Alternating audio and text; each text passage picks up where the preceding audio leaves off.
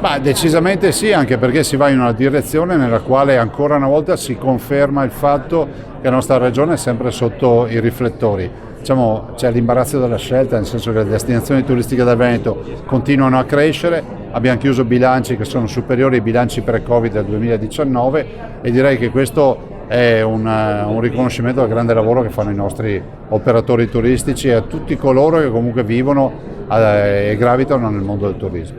Decreto acqua, che cosa, come può...